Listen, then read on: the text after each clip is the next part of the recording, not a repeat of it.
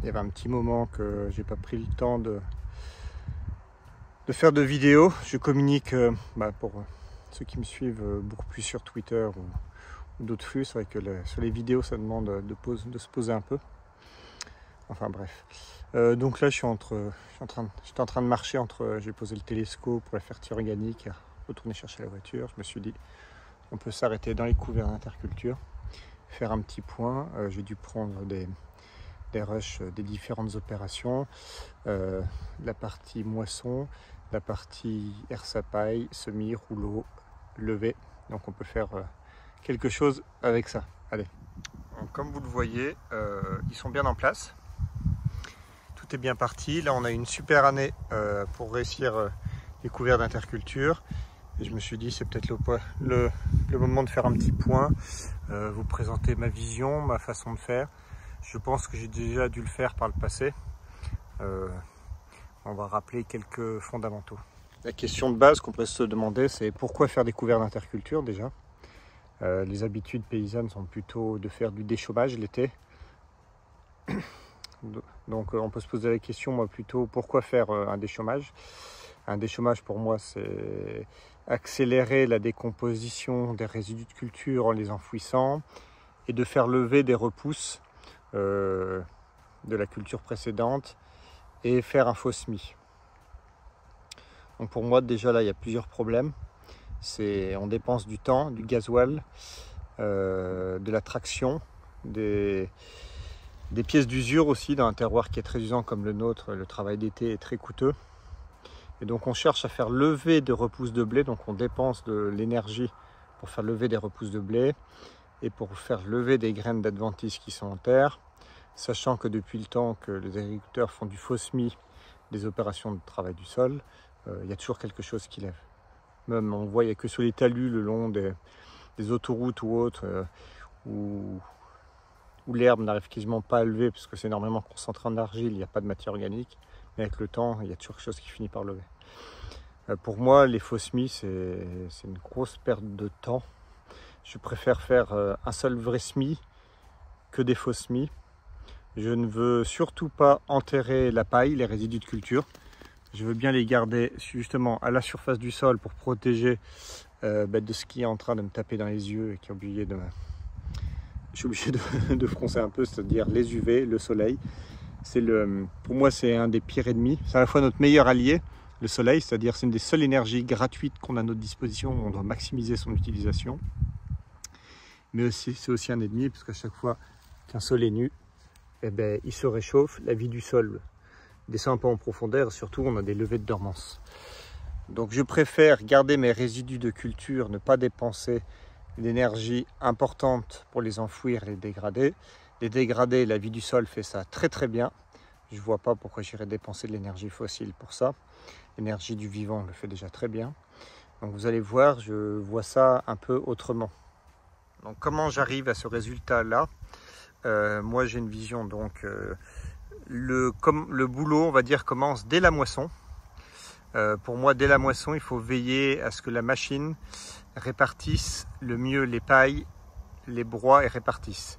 Alors ça me va bien de dire ça, sachant qu'on a une machine qui fait très mal ce poste-là. C'est un des soucis qu'on a chez nous encore et postes auxquels on doit faire évoluer.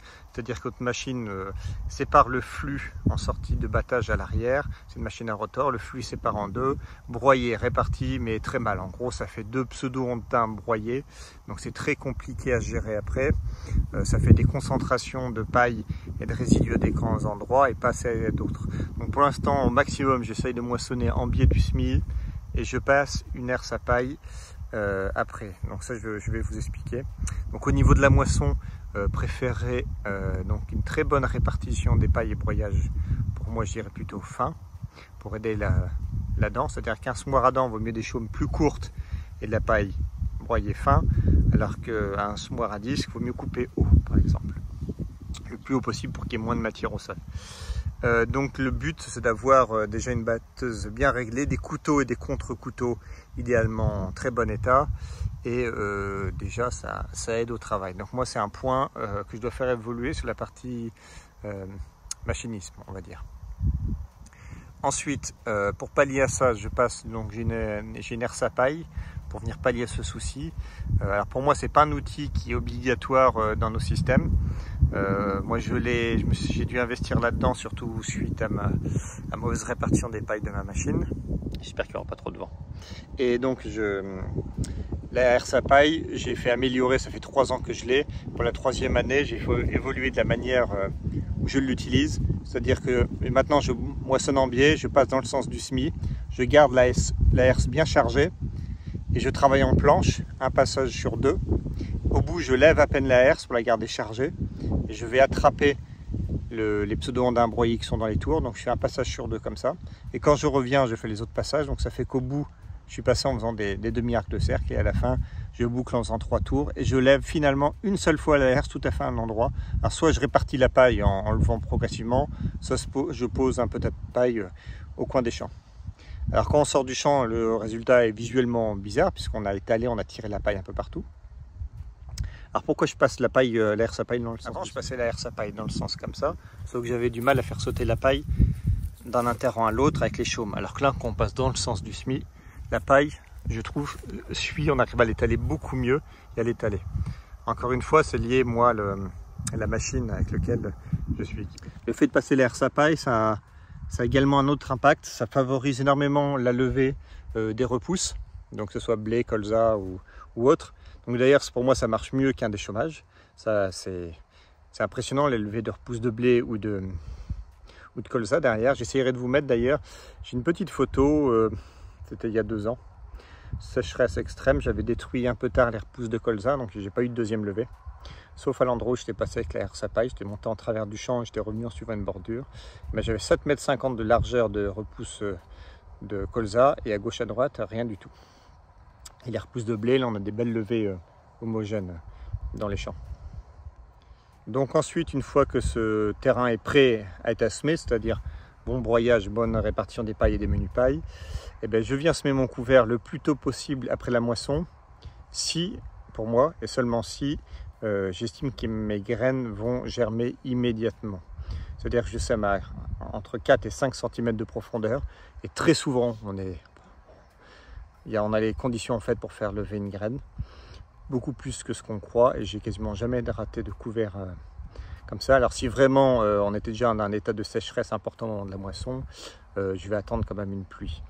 Il y a un coût quand même à faire un couvert d'interculture. Je raisonne mes couverts d'interculture comme une culture en elle-même, donc ça doit être semé dans une condition à faire lever les graines et le terrain doit être propre.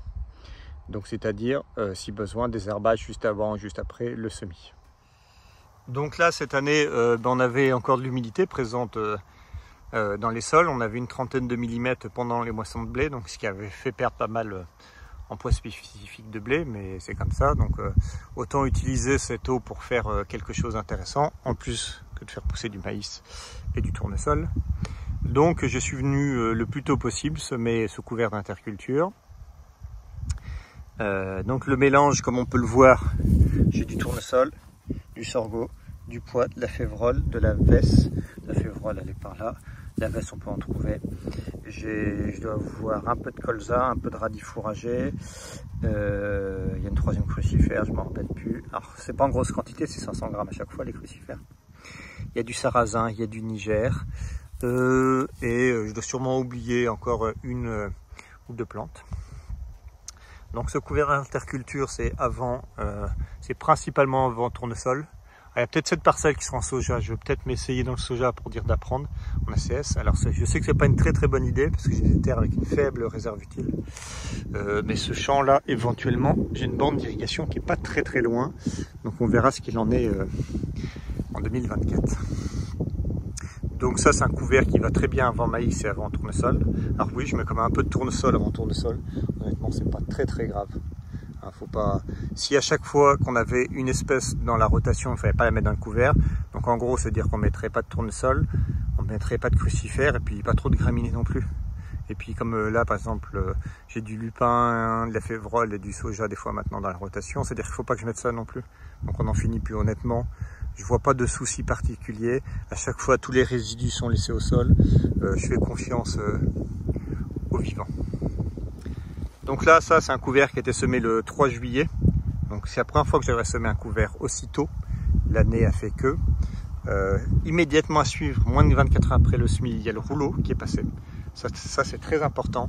C'est quelque chose où j'ai bien mis 3 ans à l'accepter. On me le disait, mais voilà, dans mes limons sableux au début, je dis oh, c'est quand même pas bien malin de venir faire ça, ainsi de suite. En fait, il n'y a aucun souci. Quand on passe un coup de rouleau, on vient par finir le boulot qualitatif qu'on a fait avant. On vient écraser les moindres petites mottes qu'on aurait pu créer. S'il y avait un de petits tas, ça vient le rappuyer. On aide le contact avec les résidus, avec le sol. On a tout à y gagner pour un coût modique. Le rouleau, d'ailleurs, c'est un des outils qui fait le plus de surface sur la ferme. Par exemple, une culture comme le tournesol, le rouleau fait 3 fois la surface de tournesol. Il le fait une fois au semis, une fois l'hiver pour aider à la destruction du couvert et une fois après le passage de striptier. Vous voyez. Pour le blé, le colza, il passe une fois. Donc on se retrouve vite à faire pas mal d'hectares de rouleaux. Donc je privilégie un rouleau le plus large possible pour diminuer les heures de traction devant, pour pouvoir ne pas se dire ça me prend du temps à passer le rouleau, je ne le fais pas pour économiser. C'est une très mauvaise économie. Donc ce que je cherche à faire en fait avec mes couverts d'interculture, je vais m'asseoir un peu, on va voir s'il y a un peu moins de vent. Voilà. Donc avec mes couverts d'interculture, là ce qu'il faut bien comprendre, avant un tournesol, un soja ou un maïs, le sol est libre cette année début juillet et la culture à suivre va arriver avril à peu près, si on prend la moyenne maïs, soja, tournesol. Donc on fait quoi? On laisse le sol rien faire, on sème un couvert de moutarde réglementaire juste pour dire de répondre à la législation, où on fait un travail du sol pour pseudo accélérer la décomposition des pailles, alors qu'elles seront décomposées dans tous les cas. Puis on n'utilise ni l'eau qui va tomber entre temps, ni l'énergie solaire qui est gratuite. Donc moi je préfère semer ce mélange, mais un peu d'argent. Ça me gêne pas du tout. Pour moi c'est un investissement à moyen et long terme, c'est-à-dire toute la biomasse racinaire aérienne sera 100% restituée au sol. Donc pour venir continuer le cycle de biodisponibilité des éléments, c'est-à-dire chaque plante absorbe des éléments plus ou moins différents, ils vont les restituer après en mourant. Ça permet de remonter certains éléments, ça permet de manger les pics de minéralisation d'azote, ça permet de couvrir le sol pour protéger la vie du sol. On met des sucres rapides pour alimenter toujours la vie du sol. Donc en gros on continue à faire fonctionner le sol et à l'améliorer pendant tous ces mois au lieu de rien faire quoi, bêtement. Là il va y avoir de nombreuses floraisons dans cette parcelle d'ici là. Le premier ça sera le sarrasin. Et après, il y aura au moins le tournesol. Donc, au minimum, avant l'hiver, j'aurai 2 floraisons. Dès d'ailleurs, je crois que j'ai oublié de mettre du lin. C'est avec les colzas. Je mets un peu de lin de printemps. Des fois, eux, ils arrivent même en fleurs aussi. Donc, il y aura pas mal de floraisons différentes. Il y aura les rayés et les crucifères, pardon. Il y a certains radis qui arriveront peut-être à fleurs. Si les gens qui mettent de la moutarde, c'est pareil. Donc, on peut... Je trouve que ça rentre bien dans l'écosystème local. Pour la communication, c'est également pas mal. Avec les personnes du monde non agricole, j'ai des gens qui me demandent pour venir faire des bouquets de fleurs ou ramasser des radis, savoir s'ils peuvent les manger. Donc je trouve tout ça est bénéfique plutôt de garder des champs nus et oranges. Et surtout en plus, on protège nos sols, on capitalise sur le long terme. Avec la manière de faire les couverts dont je vous ai expliqué, chez moi, ça fait que sur les 6 dernières années, je n'ai jamais raté de couvert. J'ai jamais eu de raté de couvert comme de colza, d'ailleurs, je les sème de la même façon. Soit je les ai pas semés parce que j'estimais que c'était trop sec, mais même l'année dernière où on était en sécheresse extrême, tous les couverts que j'ai semés, j'ai quand même pas eu de soucis. Alors ils sont montés moins haut, ils sont montés qu'à 1 mètre, 1,20 m de haut. Un couvert comme ça, je pense qu'on va avoir des sacrées biomasses. Mais voilà, ce qui est pas mal aussi, donc sur les couverts comme ça, on peut en profiter l'été pour venir, si on a des épandages de compost à faire, de déchets verts et autres, c'est pas très grave, on peut venir rouler dedans ou un peu à l'entrée d'hiver ou en sortie d'hiver. Donc on met de la racine aussi, ça protège la structure du sol. Les limons sableux, c'est des champs où ça se déstructure naturellement, contrairement au sol argileux où c'est l'alternance du climat qui, on va dire, qui refait de la structure. Ici, on n'a pas cette chance-là, on doit être très vigilant sur la stabilité du sol. Et il commence à pleuvoir en plus. Je vais commencer à récupérer ma voiture qui est à 2 km. Donc voilà, désolé, il va y avoir un peu de vent pour le reste. Je vais vous montrer, on va voir un peu les différentes zones pour vous montrer que c'est pas, les photos sont pas issues que de zones jolies. Il y a une question de flux de fertilité aussi dans le sol.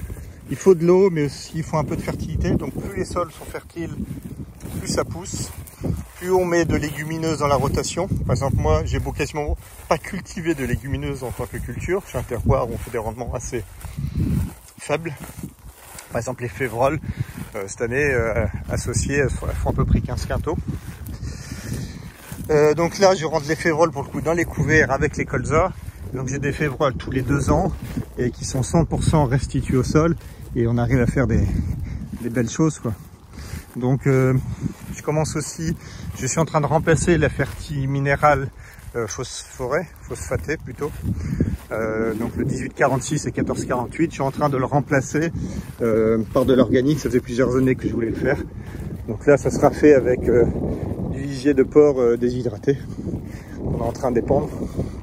Donc avant colza, il y aura 3 tonnes par exemple, et avant blé, il y aura 2 tonnes. Donc dès qu'il y a un peu plus à manger, et dès qu'il y a eu un peu plus d'eau, on voit que c'est vachement plus développé. Donc tout le reste va arriver là. Alors il peut y avoir de la fertile. Je vois qu'il y a un passage d'irrigation en face. Ça va être lié à ça aussi. Ah, il est là le lin. Je ne l'ai pas oublié. On me pose la question aussi des fois sur les couverts relais. J'ai fait des couverts relais surtout les premières années. Dans l'idéal, c'est enfin un couvert d'été qu'on vient quasiment de détruire dès mi-septembre, fin septembre, et on vient semer le couvert relais. Dans l'idéal, c'est bien. Dans les faits, c'est complexe. C'est très coûteux. Je suis en terroir vraiment usant et ça coûte vraiment beaucoup d'argent. C'est chronophage. Sachant que vu que je travaille avec un strip-till pour l'implantation des tournesols, eh ben, c'est bien que le couvert soit mort début mars. Alors qu'un couvert d'hiver, la plus grosse pousse de couvert d'hiver, c'est en sortie d'hiver. Donc en mars, avril à peu près. Sauf qu'à ce moment-là, moi le couvert, je veux qu'il soit mort. Donc c'est pas très compatible. Donc je préfère faire des très bons couverts d'été. L'année dernière, j'avais fait des couverts d'hiver, quasiment intégral partout. J'ai fait du févrole poivès que j'avais semé assez tôt. Mais quand je l'ai détruit, il faisait quoi, 60-80 cm de haut, c'est tout, alors qu'il aurait pu s'exprimer plus. Donc c'est très compliqué de gérer la date de destruction des couverts d'hiver en réserve utile limitante comme on a ici. Parce que dès qu'on pousse plus loin, on gagne en biomasse. Et on prend des risques sur les couverts de printemps pour la réserve utile sans irrigation. Et le problème, c'est que ça, c'est un pari, on ne sait pas du tout. L'année dernière, j'ai détruit un peu plus tôt habituellement parce qu'on était en état de très sec déjà fin février. Sauf qu'après, on a eu de la flotte, on est peut-être 150-200 mm. Donc j'aurais pu les laisser plus longtemps. Donc j'ai perdu sur le côté biomasse. J'ai assuré sur la partie destruction. Mais le problème, si ça avait fait sec plus longtemps, ben, j'aurais pas regretté de les avoir détruits plus tôt. Mais c'est très compliqué de juger, on ne peut pas savoir. Donc ceux-là, je sais que je les réussis quasiment tout le temps. J'aime beaucoup le travail du sorgho en plus. C'est une sacrée plante. L'été, il profite des moins de pluie qui tombent. Il pousse. Toute la minéralisation, il la mange. Et ça m'arrive d'avoir des sorghos jusqu'à 2,50 m de haut. Et le travail des racines est vraiment excellent. C'est-à-dire souvent quand on met du févrole poivès par exemple, c'est un couvert que j'aime beaucoup. Mais le travail, il y a peu de travail des racines au niveau superficiel. C'est difficile de remplacer le travail des graminées. Les graminées, on arrive à faire vraiment de la terre fine en surface, restructure tout l'horizon de surface qui peut être légèrement tassé par la moisson, des fois des épandages ou des erreurs d'intervention. Donc là, on met vraiment des racines à toutes les strates avec un mélange comme ça. Et donc, on fait un travail du sol de différentes façons sur les différents horizons. C'est pour ça que c'est aussi important de mélanger les espèces et éviter de faire du couvert mono-espèce ou deux espèces. Et puis voilà. Bon, pour cette vidéo, on va arrêter là. Je vais essayer de faire pour la partie un peu bilan. Ça faisait, je ne l'ai pas fait l'année dernière, je crois. La partie bilan moisson, colza et blé. Si je mets tout dans une seule vidéo, ça va faire très long, ça va être indigeste. et vous donner un peu mon ressenti. Je sais qu'il y a pas mal de personnes qui m'ont demandé les résultats du Striptil A75 et le Striptil et le semi-direct à la dent pour savoir si eux-mêmes faisaient. Je vais vous faire un truc juste très court là. Vous pouvez y aller sur la Colza 75. Je n'ai pas de perte de rendement, j'ai eu des rendements identiques, donc il n'y a pas de souci dessus. J'ai pas eu plus de salissement vraiment, à part parcelle spécifique. C'est-à-dire en Striptil, on favorise les levées de dormance des ravenelles et des cendres, donc pour moi c'est un souci ça. Mais niveau rendement, il n'y a pas, voilà, vous pouvez y aller. À 75, ça a quand même fermé le rang. J'ai pas eu de différentiel de rendement, si c'est la question, enfin si c'est la réponse que attendaient beaucoup de personnes. Colza 75, même avec des potentiels pas énormes, ça le fait. Allez, salut!